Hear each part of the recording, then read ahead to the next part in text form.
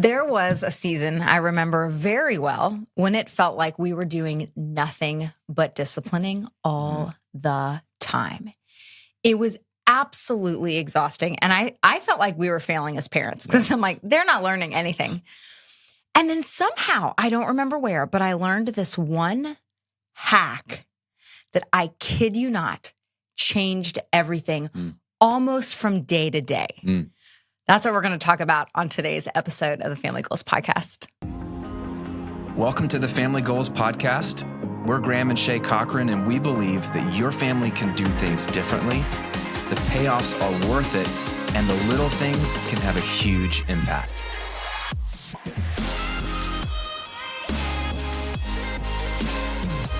Welcome back to the show. We're pumped to be with you today. We're excited that you're tuning in, whether you're watching on YouTube or listening on Apple Podcasts, Spotify, wherever you like to consume the content. Thank you so much for listening. And you have been listening. We've been getting good feedback. And we had asked you in previous weeks, like, hey, what do you want to hear about on a future episode? And we got this great comment on YouTube from Kristen Canatello.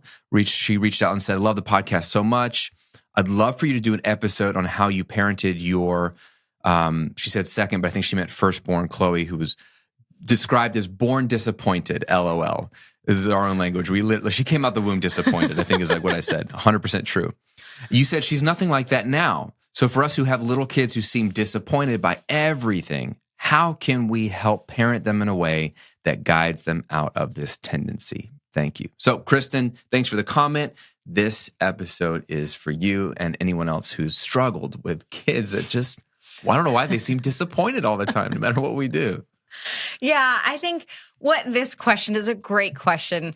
And this sparked for us a conversation about, what did lead to that shift? I don't think we can take all the credit for the shift, to be honest with you. I think it's a lot of what God's doing in her life. 100%. But it did make us go back and think like, man, what were some of the difference makers behaviorally, right? Like what were some of the things that shifted things for us as a family? Because I remember when Chloe was 3 when Vera was born. So then you track out and Chloe's 4 and Vera's 1. We have a 4-year-old and a 1-year-old. Very difficult ages, right? 3 and a newborn is hard. 4 and a 1-year-old is hard. 5 and a 2-year-old is hard. So there's kind of this season of life where you have a toddler, growing toddler, and you have a little baby. And at least particularly in our relationship with Chloe, there was a season of time. It was probably ages like 2, 3, 4, 5, maybe at least those 4 years, maybe going into 6, that were just incredibly difficult, right? They're at the age where you are trying to instill in them certain character traits and certain behaviors, right? They're not a baby anymore. So you are trying to get them to learn to be grateful, to respond with a kind attitude, to use an appropriate, respectful tone, to clean up after themselves, to not kick balls in the house, like whatever. There's a lot of behavior modification and character development. Like they just don't, yeah. It's not modifying. They just don't have any good behaviors yet. We have to give them. You're trying to do a lot, and it's really messy. And I remember there was a lot of things that were very discouraging about that season of life. One is just how physically exhausting it is to constantly be having to discipline and correct and redirect behavior all day long. But I remember how emotionally exhausting it was because it felt like, and I know some of you can relate, probably all of you that have kids in that age range. If not all of your kids, there's at least one kid that you feel like the bulk of your interactions with that child are negative. They're stressed. They're frustrating because they're just not the easiest kid, or they're not at the easiest age.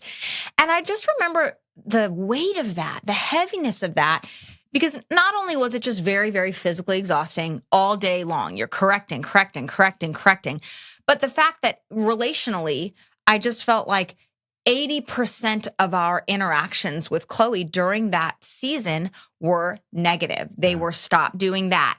You need to do this. Don't talk to mommy like that. No, you can't throw your toys at your sister, blah, blah, blah, blah, blah, and on and on. And it literally did feel like we were failing. I was like, I remember that day that I looked at you and I was like, we cannot discipline her for the 7th time today. Yeah. Like, I'm exhausted. It's obviously not working. Yeah. If we were going to discipline everything she did wrong, Yeah. we would literally spend the entire day disciplining. Yeah. And that's, not healthy or sustainable or helpful. So I just remember having that moment where we're like, this isn't working. Like, what are we going to do here? This is exhausting. And I don't know where we heard about it, but somehow I came across this incredible hack that really changed everything for us at that point in time. So I don't know how quickly you want to jump into that particular hack, but that kind of sets the scene on like what life felt like during those seasons. No, I think that's accurate. I think we should get into it. My only other thought there was you mentioned it, but it wasn't just the exhaustion of the disciplining and like those hard years. It was like the added layer of shame, guilt, and fear of what is she going to remember of our interactions as like a parent? Is she going to be like, yeah, my mom was always upset with me, always correcting. Always mad at me. You're almost projecting to the future, like your future relationship with her as an adult. Absolutely. Like, is she going to go to counseling for this? Because like my mom was never, I was never good enough for my mom. Like in those early years, you can feel like not only is it exhausting, but like, what am I creating a divide between me and my kid? Are we never going to get along? And I don't know if that's another layer that I think you dealt with it more than I did. Even though I worked from home and was around, you handled a lot more of the day-to-day micro moments of the disciplining if I was in the home office or if I was doing something. So you dealt with it more than I did. And also probably there's a mother-daughter relationship fear there. That I was so afraid. I never had that fear. Right, exactly. Yeah. I was so afraid of what this would mean about our relationship as she got older. So I think the big shift for us, and again, I don't remember where we heard of it, we're going to tell you the principle and then the application of it, which is super practical. And we're going to give you a tool you can literally use starting today. Like it's mad easy. But the principle was stop like correcting the negative all the time. Now, don't mishear me. Like we're a big fan of training up the child in the way she should go. And so that when she's old, she will not depart from it. The proverb says that, right? So you need to actually correct. And correction is a good thing. Like the scriptures even say like, the Lord corrects those whom he loves. Like he's disciplining the ones he loves. So it actually be not loving to not correct them. Absolutely. So this episode's not about that, but if all you're doing is just correction, nope, don't do that, then the hack here today is to, okay, let's, instead of just always correcting, what if we reinforced the positive? What if we found a way to bring as much attention to the positive they're doing, which may not be very much in the early years, but as we do to the negative? Does that make sense? Yeah. And I think the thing is like, that's not new, right? Like positive behavior, positive reinforcement. That's something that a lot of teachers have to use in classrooms, that kind of thing. But the principle here, and when we were having that conversation about like what was the difference maker in terms of how Chloe was this certain way, and now she's really, really, really different. And Vera also is incredibly pleasant child. And I think the tie is that beginning very early on, we were even if we didn't do it perfectly, we were particular about the behaviors that we wanted to reinforce. We were always mindful of the fact that if they are laying on the floor in the grocery store, flailing out, crying, and I get them that toy or that piece of candy that they saw at the grocery store that they want, I've short-term solved a quick problem for me so that I can finish grocery shopping and get out of the store. But long-term, what I've just done is I've reinforced a behavior that I never want to see again.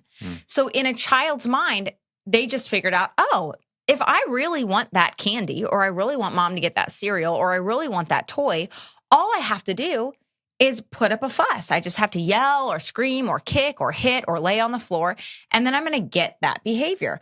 So you can apply that in all the way up into the teenage years. As parents, if we elect to do the quick fix in the moment and reward behavior that we don't want to see again in the future, we have just cemented in their minds, this is how I get what I want. Yeah. This is how I get the thing that I'm asking for that my parents are saying no about.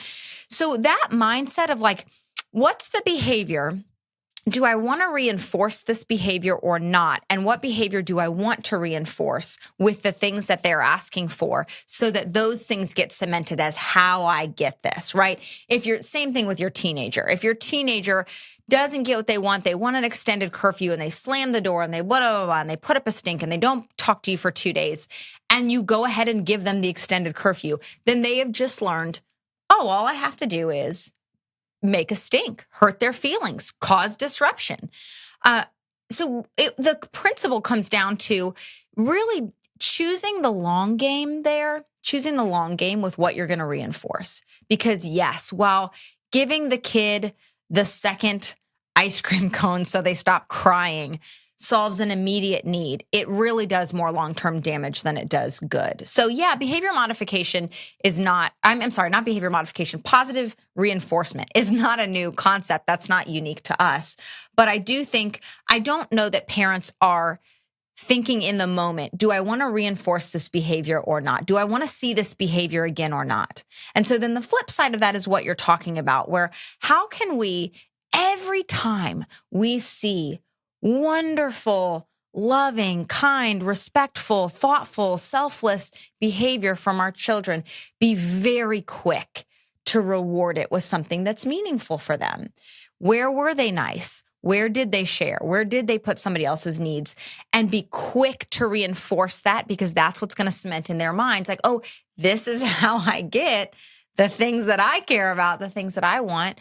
And I, as I'm speaking, I'm like, we don't want to raise a generation of like manipulative game players. And I don't think that's it. But there's just a very foundational, when you're trying to teach a child, especially in those early stages, like this is how you operate in the world and it will go well with you. And this is how you operate and it is not going to go well with you. And so let's move you onto this path while we're doing the character development in the background.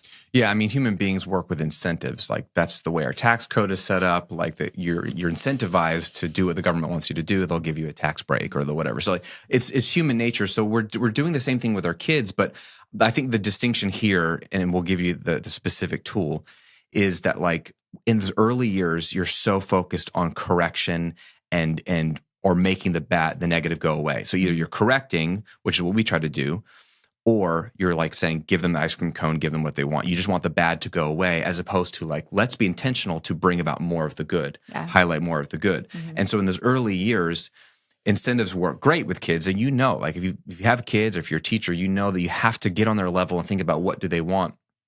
And so we realized we were just spending a lot of our energy like telling them what not to do. Don't do this. Don't be this way. Cochrans aren't this way. Go to your room. I'm like, oh come back my gosh. A different person. Yeah, our interactions are largely negative. And it's not, I didn't think it was my fault. It was because they're little, jerks. They're little jerks.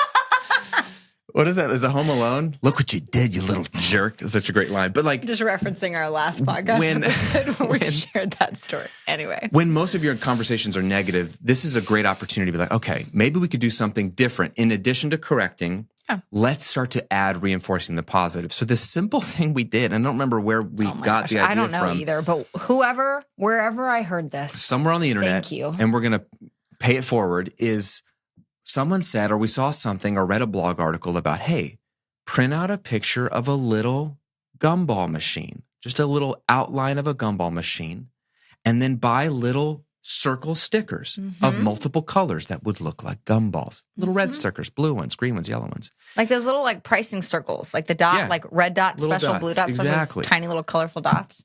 Put the piece of paper with the gumball machine on the fridge. And then draw a line halfway across the circle of the gumball. So like the round part of the gumball machine, of the machine. The part that holds the gumballs. Yeah, imagine the glass. Draw a line across Draw a line right in the middle of it, like cutting the circle in half. And you talk to your kids and you say, kids, what we're going to do is every time mommy or daddy sees you doing something good, sees good behavior. We catch you doing something. If we catch you doing something Instead of catching them good, doing something bad, we catch them doing something and you have to good. give them examples because it's like little 5 and 3-year-olds. Like, what? If we catch you sharing your toy with your sister. Taking your plate to the kitchen after you're done with dinner. Oh, yeah. Saying thank you. Yeah. Me saying you can't have something and you saying, okay. Or just sitting quietly. Yeah. Like the littlest of things that if they did lots of these, you would be so happier as a parent. And their life would go better. And their life would go better. Like don't make them like big. This is not chores. No. This is just to be, this is not chores. Catch them doing good behavior. Good. Something that you want to reinforce. Yep. And so you have to give them examples when they're younger because they won't understand. You explain, if we catch you doing that, and you could do 1 million of these a day, like there's no limit, you get to take one of these gumball stickers and place it at the bottom of the gumball machine on the fridge. And they're probably going to ask, well, like, great, why? What's the point of that? You're like, well, as we fill up the gumball machine, there are going to be some prizes. If we get the gumball machine halfway up to that line you drew across the glass ball of the gumball machine, we'll take you to McDonald's, or we'll do whatever you're like. It doesn't have to be a big thing. It's not like we have to take you to a trip or Disney World. Let's not reinforce fast food as a reward. Let's not plant that. I'm just sharing my childhood dream. I never got to freaking go to McDonald's. So like, I'll take you to McDonald's. That's why, if you're good, y'all. That's why if you see pictures of me when I like got out of like my parents' house, my neck like grew 2 sizes because I finally got to have access to McDonald's. Yeah, I did not get to have that when I was a kid.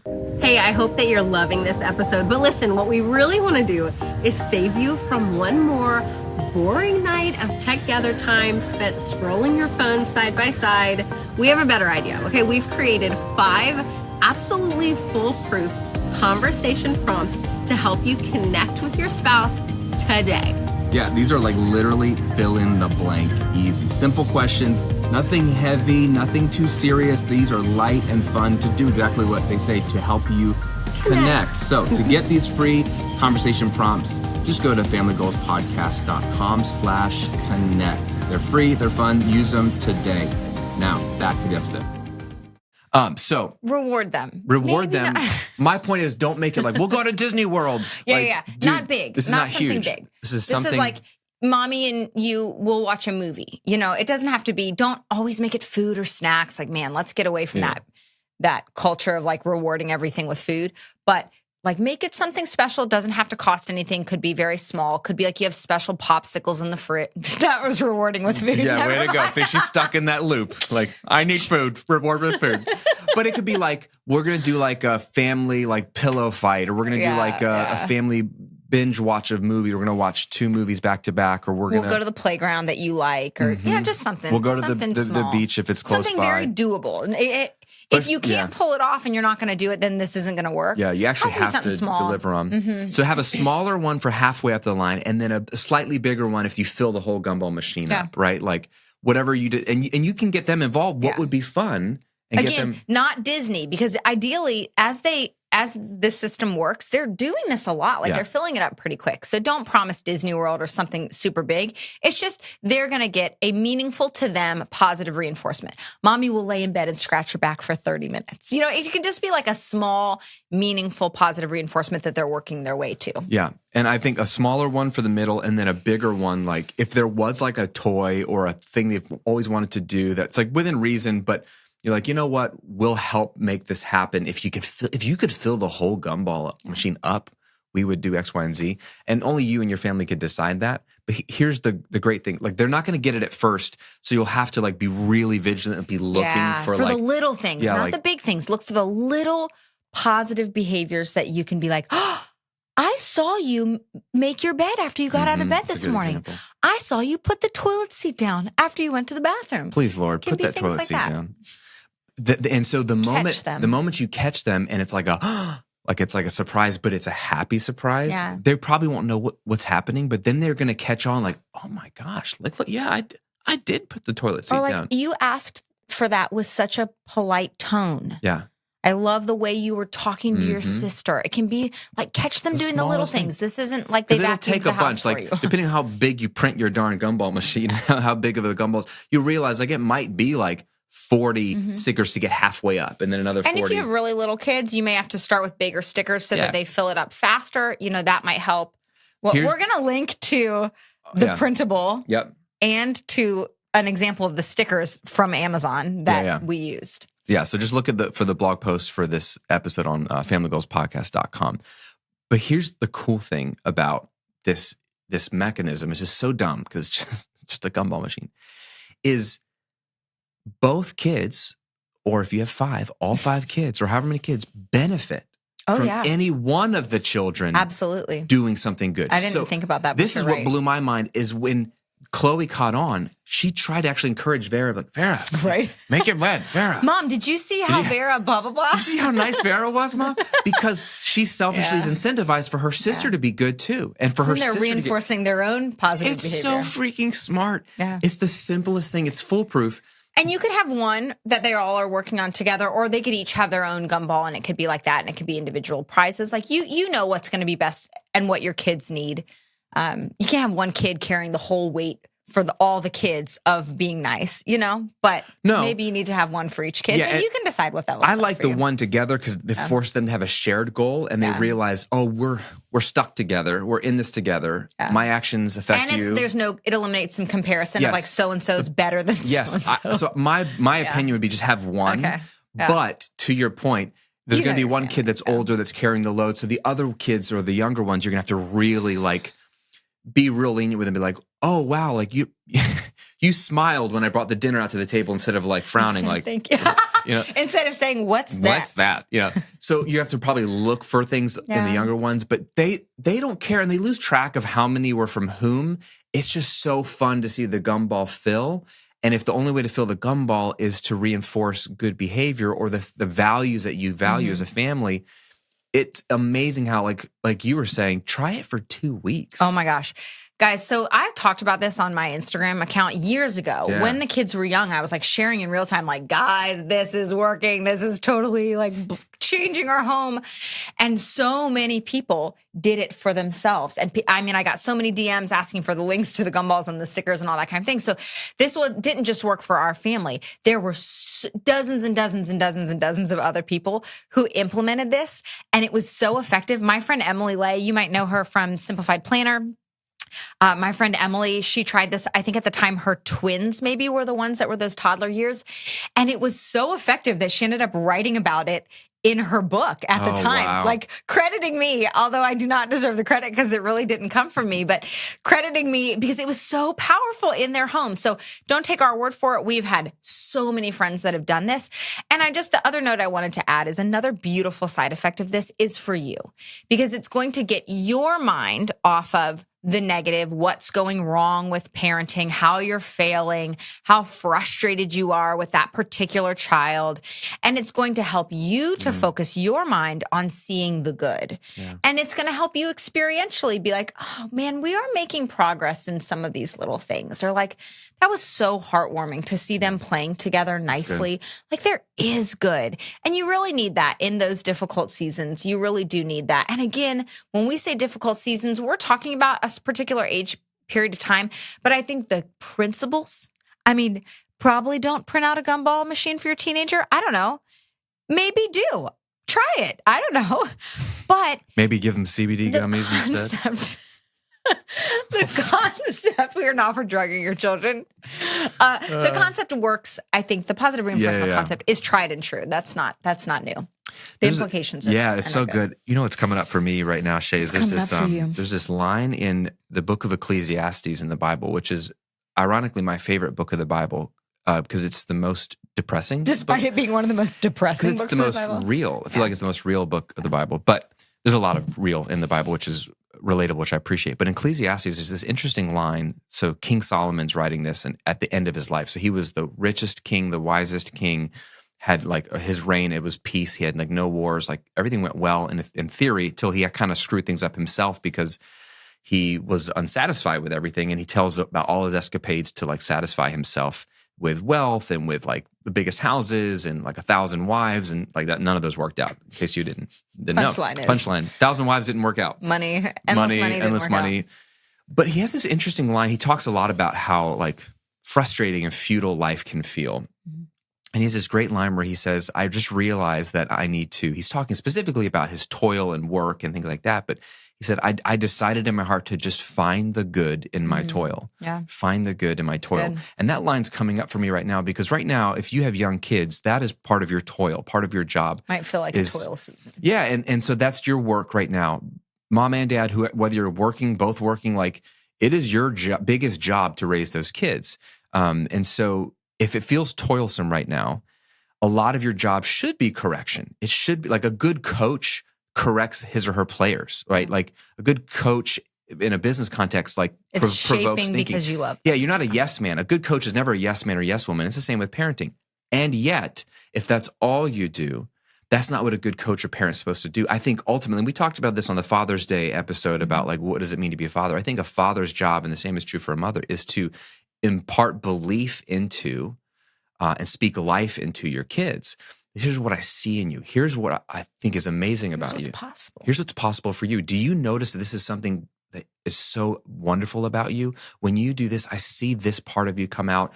And so you're acknowledging the good, you're finding the good. So to your point, I think if you find the good or look for it, even if it's a little bit, it'll draw out the good in your More kids. good. Yeah. And it'll be good for your soul because it's just like a gratitude practice when you're stressed out and you're like, okay, I gotta find 3 things I'm grateful for today. And it's really hard. But the moment you do, it starts to focus you, your reticular activation system, that part of the base of your brain stem that's like whatever you start to focus on, you notice it more. See more of it. Yeah. It starts that beautiful virtuous cycle of, oh, my kid isn't a total derelict.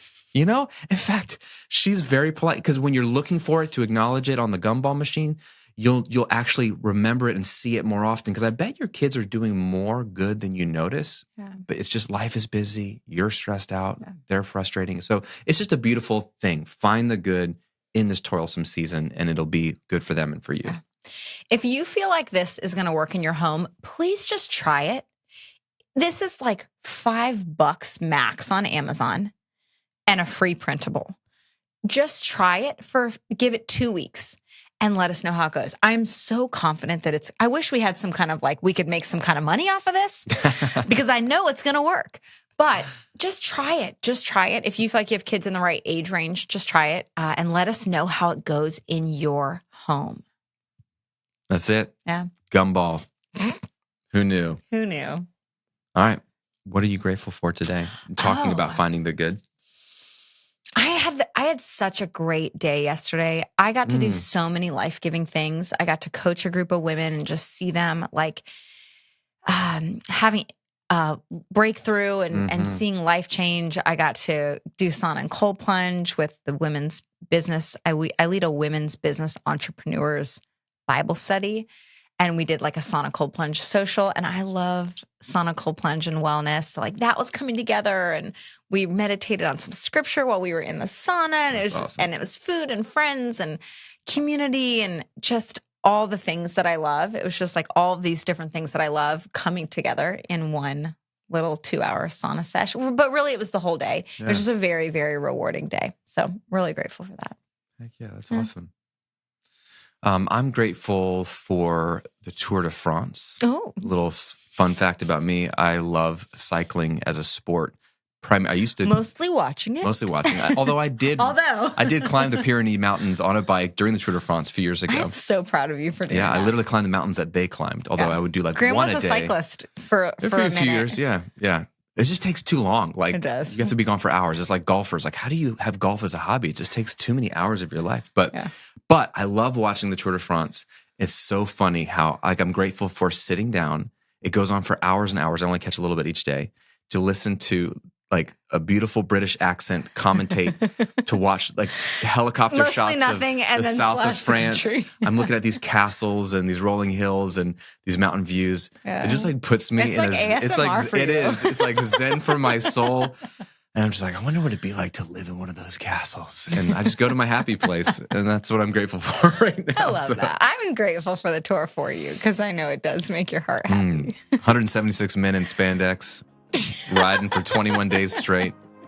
Beautiful thing. Yeah. Love that. Well, thanks for hanging out with us today. We'll see you on another episode real soon. Bye.